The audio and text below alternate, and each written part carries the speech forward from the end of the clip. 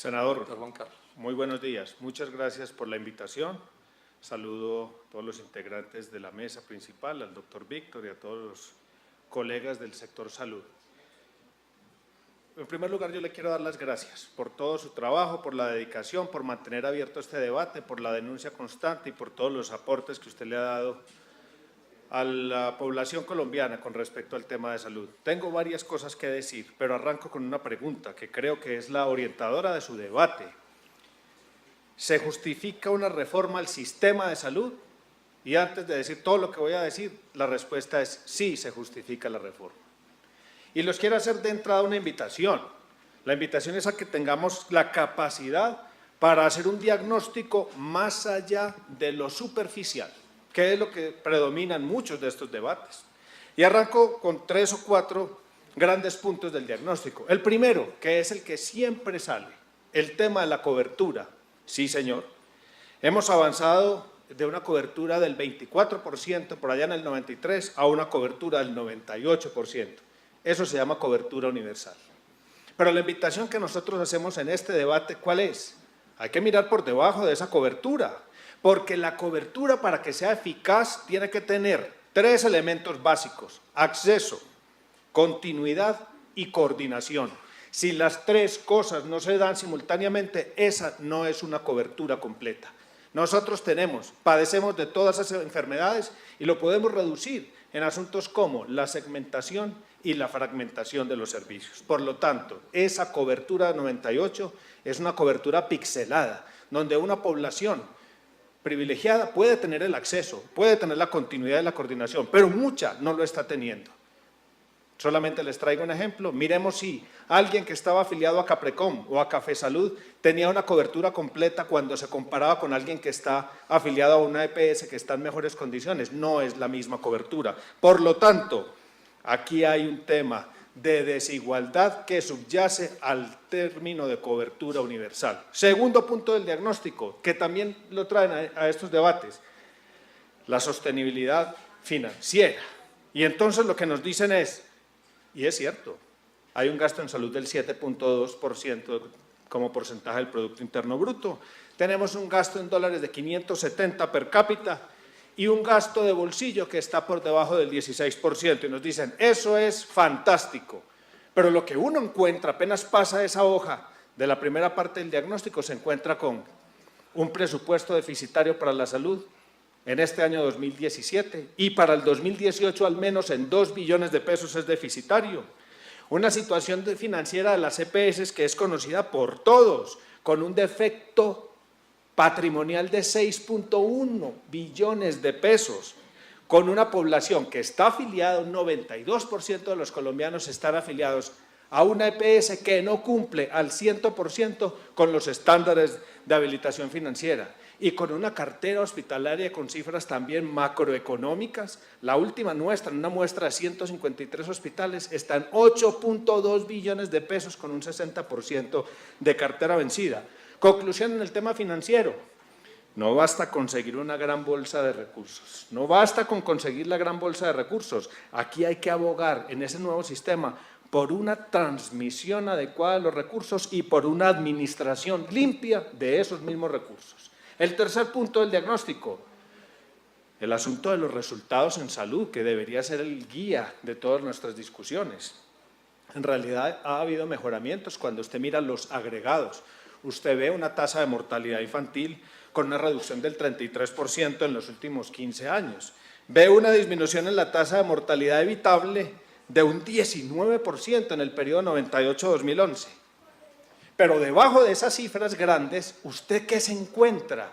Pues que mire, sí, se ha disminuido la mortalidad evitable, pero todavía tenemos 1.427.000 muertes que se habrían podido evitar.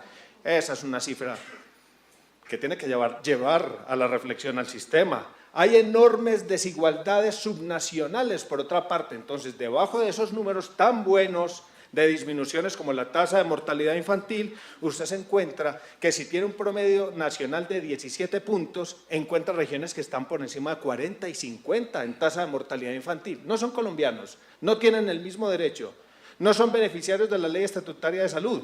Entonces, el gran capítulo, apenas se pasa el diagnóstico superficial, es el tema de la desigualdad y la inequidad, gran pendiente que queda del funcionamiento del actual sistema de salud. Lo mismo debo decir de las métricas sectoriales. ¿Qué estamos midiendo en el sistema de salud? Estamos contando cosas, cuántas consultas hacemos, cuántos pacientes atendemos, cuántos pacientes nos atendieron. Muy bien.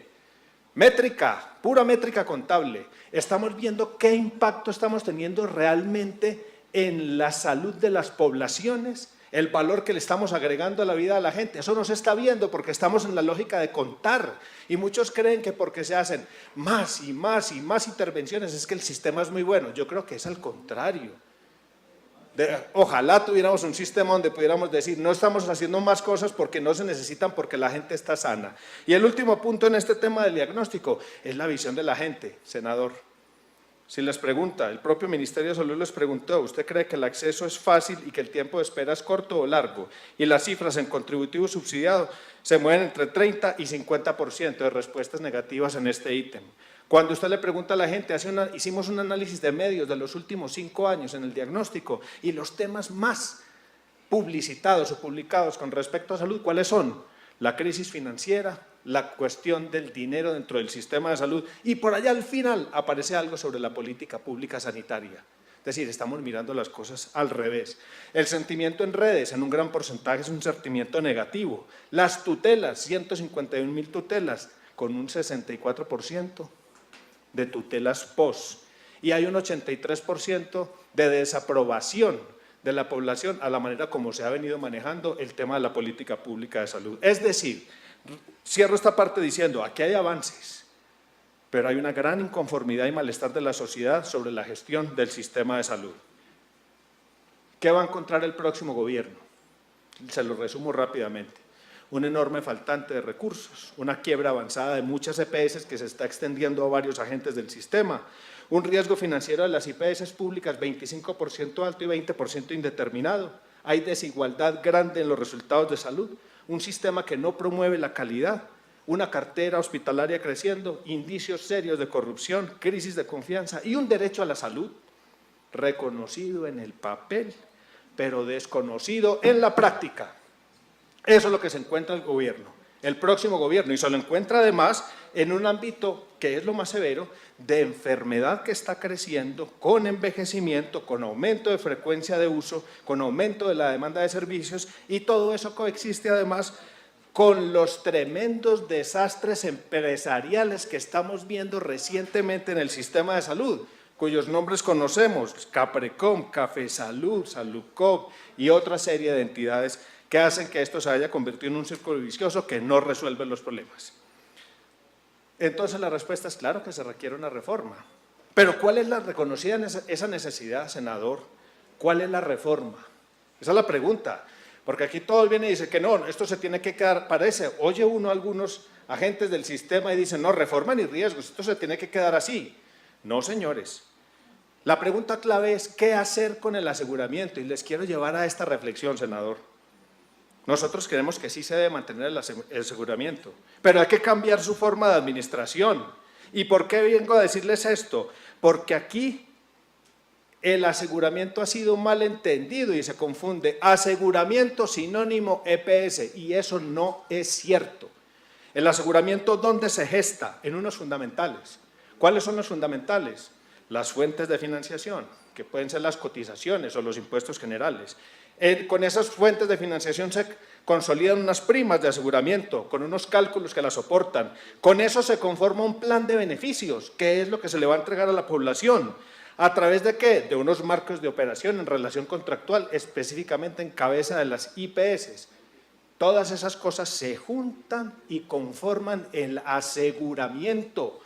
Entonces hay que entender, la ley 100 en lo estratégico lo que hizo fue crear el aseguramiento y en lo táctico creó un agente llamado EPS para administrar ese aseguramiento. Por lo tanto, la decisión de modificar, evolucionar, revolucionar el manejo de la EPS es otra decisión táctica, no estratégica. Yo creo que no hay necesidad de tocar el aseguramiento, pero sí de cambiar la manera de administrarlo. Voy a terminar, concédame otro minuto para terminar, porque si ya le he respondido esas dos preguntas de la reforma y dónde está el aseguramiento, a mí me preguntan, entonces, ¿cuál es la reforma? Se la digo sencillamente. Primero, Porque es que el tema no es solamente la EPS. La EPS, como lo digo, es una herramienta táctica.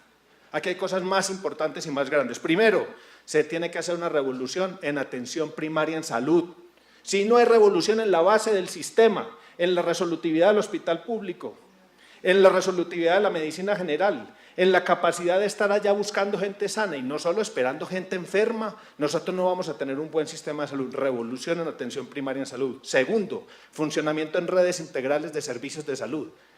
Hay que juntar la epidemiología con la demografía, con la oferta sanitaria, con las fuentes de financiación, rodear a la población y ofrecerle todas las alternativas ahí donde reside. Esas son las redes integrales de servicios de salud. Lo tercero, hay que mutar el papel de la EPS y evolucionar a un concepto que nosotros hemos denominado desde el gremio hospitalario administración regulada, donde a esas entidades se les dé unas funciones explícitas, que sean gestionadores de solución, que se les remunere con una prima de administración, pero no pueden manejar todo el dinero de la salud porque ese dinero ya está comprometido.